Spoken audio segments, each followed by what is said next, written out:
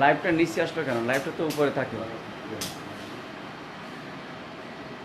ঠিক আছে।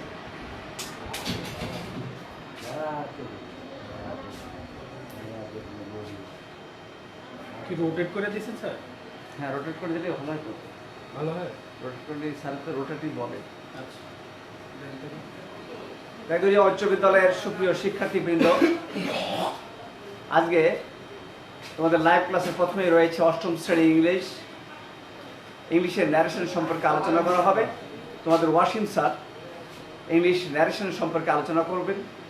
তোমরা মনোযোগ সহকারে বোঝার চেষ্টা করবে। আর তোমাদেরকে বরাবরই আমি বলি খাতা কলমগুলোর সাথে রাখবে। আর পাশাপাশি স্বাস্থ্য সম্পর্কে তোমরা সচেতন থাকবে, স্যানিটাইজেশন মেনটেন করবে। সবাইকে ধন্যবাদ জানিয়ে আর এই ক্লাস দেখার জন্য আহ্বান জানিয়ে আমি আজকে ক্লাস শুরু করছি। সবাইকে ধন্যবাদ।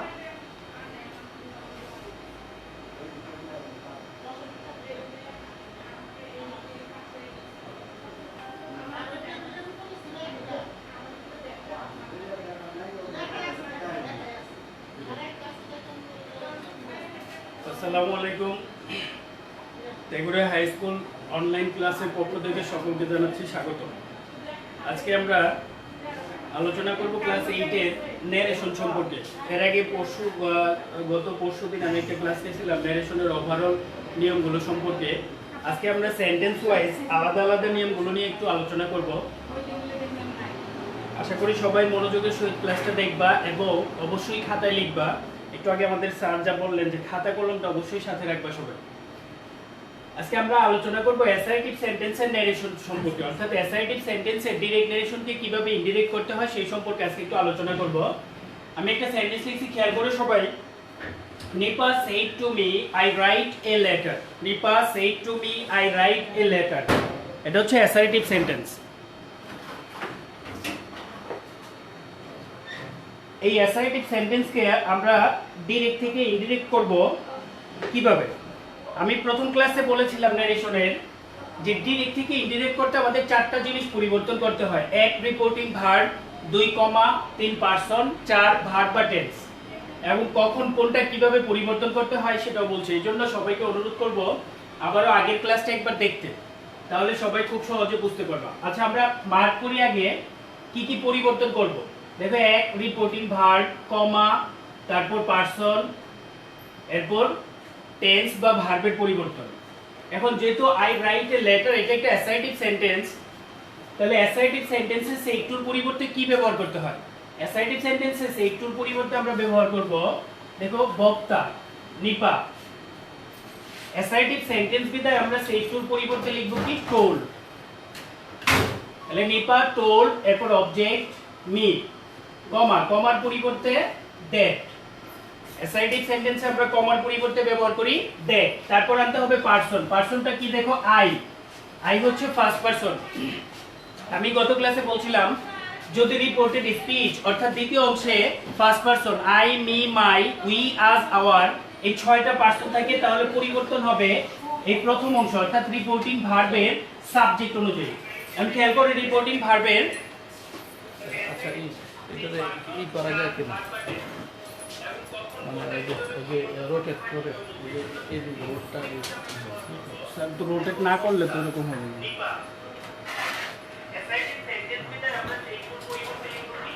ফিনিশ করে দেব। রোটেটটা কোন জায়গায়?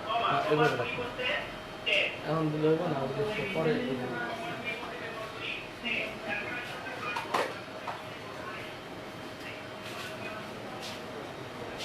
আচ্ছা, একটু বিঘ্নিত, কিছু সময় বিঘ্নিত হওয়ার জন্য আন্তরিকভাবে দুঃখিত।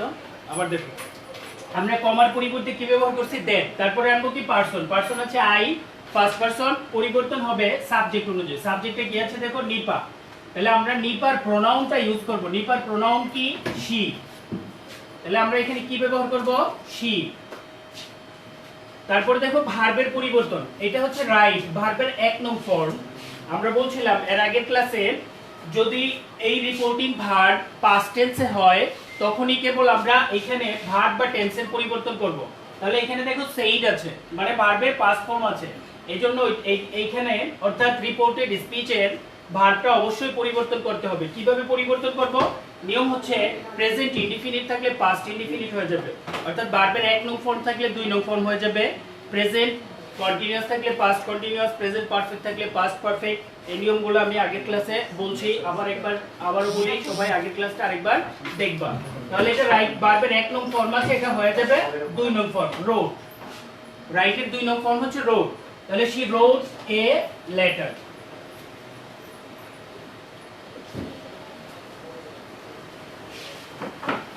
আরেকটা সেন্টেন্স লিখি আমরা, দেখো, he said to me I was playing cricket।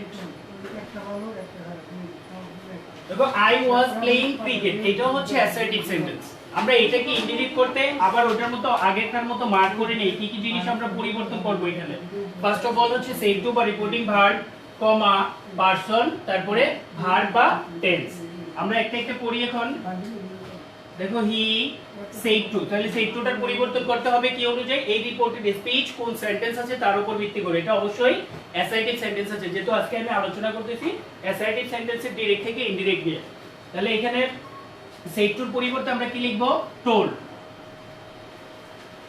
তারপর দেখো অবজেক্ট, কমা, কমার পরিবর্তে আমরা কি ব্যবহার করব? দ্যাট। তারপর আছে আই, পারসন, কোন পারসন? ফার্স্ট পারসন, চেঞ্জ হবে সাবজেক্ট অনুযায়ী। সাবজেক্ট আছে হি, এবং ওয়াজ প্লেইং, অর্থাৎ ভার্বের আইএনজি তার আগে ওয়াজ আছে, এটা হচ্ছে পাস্ট কন্টিনিউয়াস টেন্স আছে। পাস্ট কন্টিনিউয়াস থাকলে আমাদের করতে হবে পাস্ট পারফেক্ট, এইভাবেও মনে রাখা যায়। অথবা আরেকভাবে আমি লিখছিলাম ওয়াজ ওয়্যার থাকলে ব্যবহার করতে হবে হ্যাড বিন, ওয়াজ ওয়্যার এর পরিবর্তে হ্যাড বিন। তাহলে আমরা কি ব্যবহার করব? ওয়াজ এর পরিবর্তে হ্যাড বিন, তারপরে প্লেইং ক্রিকেট।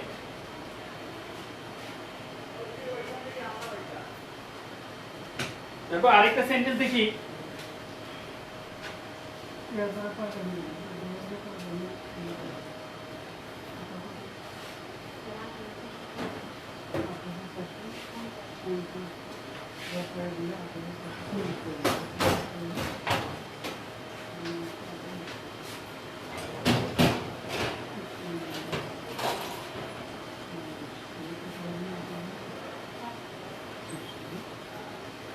সেন্টেন্সটা একটু খেয়াল করি। Teacher said to us the earth moves round the সান। তাহলে আমাদের কি কি পরিবর্তন করতে হবে আবার আরেকবার একটু মার্ক করে নেই। Said to, comma, person, verb. আমরা করি টিচার সেড টুর পরিবর্তে অ্যাসার্টিভ সেন্টেন্সে আমরা কি ব্যবহার করব? টোল্ড। তাহলে কি লিখব? টোল্ড। কমার পরিবর্তে দ্যাট। দেখো দা আর্থ থার্ড পারসন, এর জন্য কোনো পরিবর্তন হবে না। আমি যখন পারসন পরিবর্তনের নিয়ম পড়াই তখন বলেছিলাম যে থার্ড পারসন থাকলে কোনো পরিবর্তন হবে না। তারপর দেখো ভার্ব আছে, নিয়ম অনুযায়ী এখানে পাস্ট টেন্স থাকলে আমাদের ভার্বটা পরিবর্তন করতে হবে, কিন্তু এই দা সেন্টেন্সটা the earth moves round the sun, এটা হচ্ছে ইউনিভার্সাল ট্রুথ। ইউনিভার্সাল ট্রুথ অথবা হ্যাবিচুয়াল ফ্যাক্টে ভার্বের পরিবর্তন হবে না, অর্থাৎ যে টেন্স থাকবে ডিরেক্ট নারেশনে, ইনডিরেক্টে সেই টেন্সটাই আমরা ব্যবহার করব।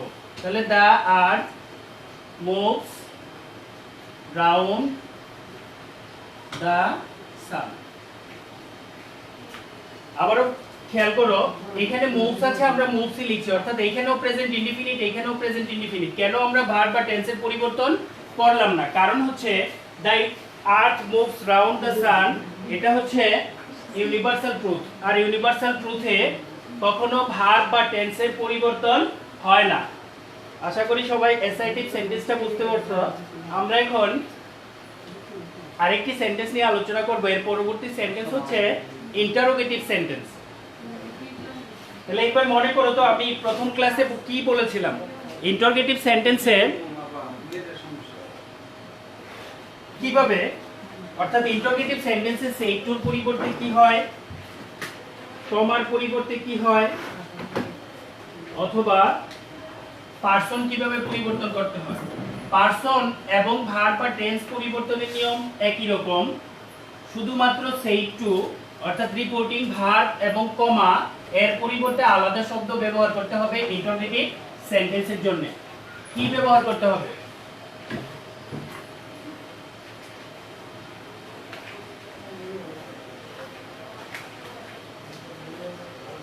দেখো আমরা সরাসরি সেন্টেন্স লিখি। একটা সেন্টেন্স লিখলাম, Rana said to the girl, do you know me? দেখো Rana said to the girl, do you know me? এটা হচ্ছে ইন্টারোগেটিভ সেন্টেন্স। আমরা এখানে কি কি বিষয় পরিবর্তন করব? দেখো said to টা পরিবর্তন করতে হবে, কমা, পারসন, তারপর হচ্ছে ভার্ব। এই চারটা জিনিসের পরিবর্তন আমরা করব। তাহলে করি নিয়ম অনুযায়ী। রানা, যেহেতু এটা ইন্টারোগেটিভ সেন্টেন্স, ইন্টারোগেটিভ সেন্টেন্সে said to এর পরিবর্তে কি ব্যবহার করতে হয়? প্রথম ক্লাসে বলেছিলাম ইন্টারোগেটিভ সেন্টেন্সে said to এর পরিবর্তে আমরা ব্যবহার করব asked। কি ব্যবহার করব? asked। তারপরে অবজেক্ট the girl, কমা, তারপর হচ্ছে কমার পরিবর্তন। ইন্টারোগেটিভ সেন্টেন্সে কমার পরিবর্তে আমরা ব্যবহার করব ইফ অথবা ডাব্লিউ যুক্ত ওয়ার্ড। কখন কোনটা ব্যবহার করব? যদি প্রশ্নটা কোনো অক্সিলারি ভার্ব দিয়ে করা হয় তাহলে অবশ্যই ইফ ব্যবহার করব, এবং ডাব্লিউ যুক্ত ওয়ার্ড অর্থাৎ হু, হুইচ, হোয়ার, হাউ, হোয়েন এগুলো দিয়ে যখন প্রশ্ন করা হবে তখন ওই শব্দটাই আমরা কমার পরিবর্তে ব্যবহার করব। এই সেন্টেন্সটাই খেয়াল করি, ইন্টারোগেটিভ সেন্টেন্সটা শুরু হয়েছে ডু অক্সিলারি ভার্ব দিয়ে, তাহলে আমাদের কি ব্যবহার করতে হবে? ইফ। তাহলে লিখলাম ইফ, তারপরে আনতে হবে কি? পারসন। দেখো কমার পরিবর্তে এইখানে যদিও ডু অক্সিলারি ভার্ব আছে কিন্তু আমাদের আনতে হবে কি? পারসনের কাজ আগে করতে হবে। অর্থাৎ কমার পরিবর্তে ইফ লিখে তারপরে আনতে হবে কি? পারসন। পারসনটা কি আছে? ইউ। ইউ কোন পারসন? অবশ্যই জানো যে ইউ হচ্ছে সেকেন্ড পারসন। তাহলে যদি এই রিপোর্টেড স্পিচ অর্থাৎ দ্বিতীয় অংশের সেকেন্ড পারসন থাকে তাহলে আমরা কিভাবে পরিবর্তন করব? যদি সেকেন্ড পারসন থাকে তাহলে পরিবর্তন হবে এই রিপোর্টিং ভার্ব বা প্রথম অংশের সাবজেক্ট অনুযায়ী। তাহলে প্রথম অংশের সাবজেক্টে কি খেয়াল করো? The girl. তাহলে দ্য গার্ল নাউন এর প্রোনাউনটা ব্যবহার করব আমরা। দ্য গার্লের প্রোনাউন হচ্ছে শি, এই জন্য ব্যবহার করলাম শি। ইন্টারোগেটিভ সেন্টেন্সে যদি অক্সিলারি ভার্ব ডু বা ডাজ দিয়ে প্রশ্ন করা হয় তাহলে সেটা অবশ্যই প্রেজেন্ট ইনডিফিনিটে থাকে, এবং ডিড দিয়ে প্রশ্ন করলে পাস্ট ইনডিফিনিটে থাকে। তাহলে এটা ডু দিয়ে প্রশ্ন করা হয়েছে, তার মানে এটা কোন টেন্স আছে? Present indefinite. এই যে ভার্বটা নোটা, এটা ভার্বের 1 নং ফর্ম আছে, এটা আমাদের কি করতে হবে? Past indefinite. যদি আমাদের পাস্ট ইনডিফিনিট করতে হয় তাহলে কি করতে হবে? এই ভার্বটার 2 নং ফর্ম ব্যবহার করতে হবে। তাহলে নো এর 2 নং ফর্মটা কি? নিউ। তাহলে ইফ শি নিউ, তারপরে কি আছে? মি। মি কোন পারসন? First person. যদি ফার্স্ট পারসন থাকে তাহলে আমাদের পরিবর্তন হবে কোনটা অনুযায়ী? এই যে রিপোর্টিং ভার্ব এর সাবজেক্ট অনুযায়ী। মিটা কি? দেখো পারসনের 3টা রূপ থাকে, সাবজেক্ট, অবজেক্ট আর হচ্ছে পসেসিভ। তাহলে মিটা হচ্ছে আই এর অবজেক্ট রূপ। তাহলে আমরা পরিবর্তন করব রানা অনুযায়ী। রানার প্রোনাউন হচ্ছে হি, কিন্তু এখানে মিটা আছে কোন রূপে? অবজেক্ট রূপে। তাহলে হি এর অবজেক্ট কি? হিম। তাহলে আমরা এখানে ব্যবহার করব হিম।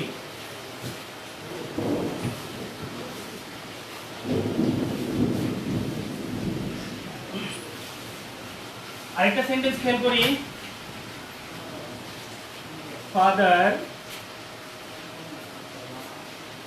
said to me,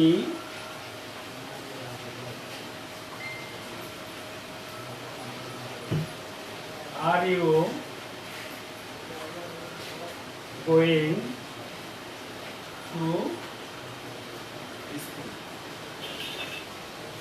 তবে এই সেন্টেন্সটা father said to me are you going to school, এটা হচ্ছে ইন্টারোগেটিভ সেন্টেন্স। এটাকে আমরা ইনডিরেক্ট করব। কিভাবে করব?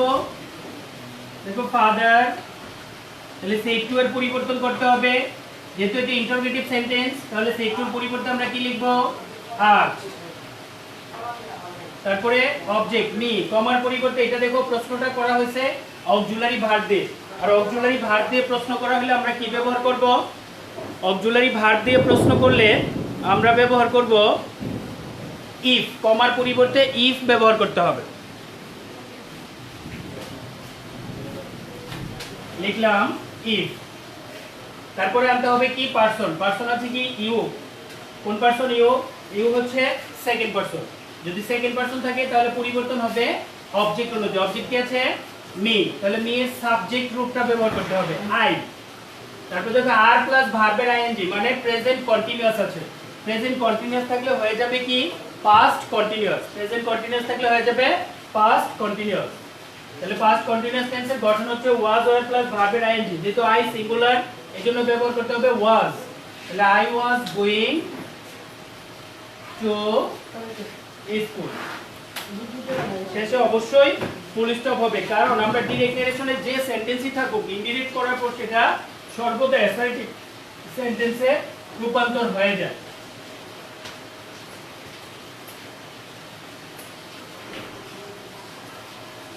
এবার আমরা ডাব্লিউ যুক্ত ওয়ার্ড দিয়ে একটা সেন্টেন্স দেখব।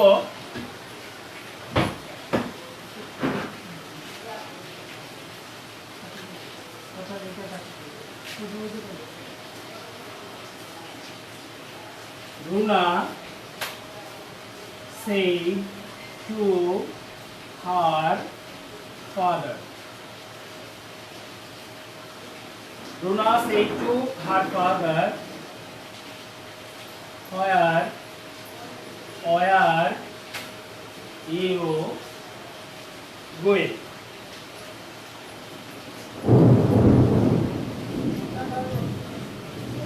দেখো তাহলে আমরা সেন্টেন্সে কি লিখছি? Runa said to her father, where you going?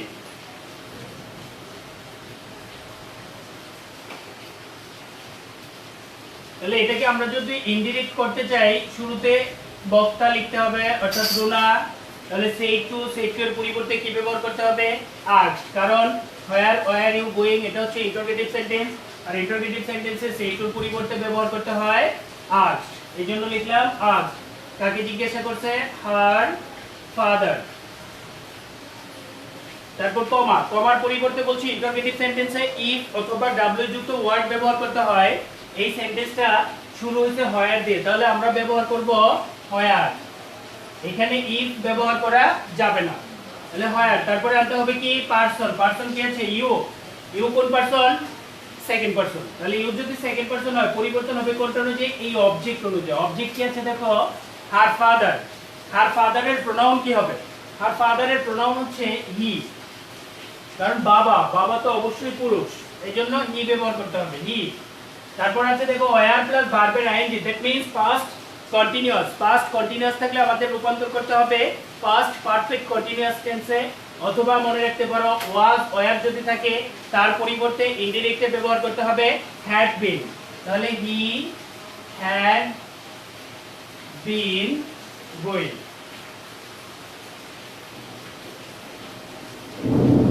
তবে আজকে আমরা আলোচনা করলাম অ্যাসার্টিভ সেন্টেন্সে ডিরেক্ট থেকে কিভাবে ইনডিরেক্ট করতে হয় এবং ইন্টারোগেটিভ সেন্টেন্সে কিভাবে ডিরেক্ট থেকে ইনডিরেক্ট করতে হয়। আশা করি সবাই বুঝতে পারছো। আমরা পরবর্তী ক্লাসে বাকি 3টা টেন্স নিয়ে আলোচনা করব। আজকের মতো এই পর্যন্তই। ধন্যবাদ সবাইকে।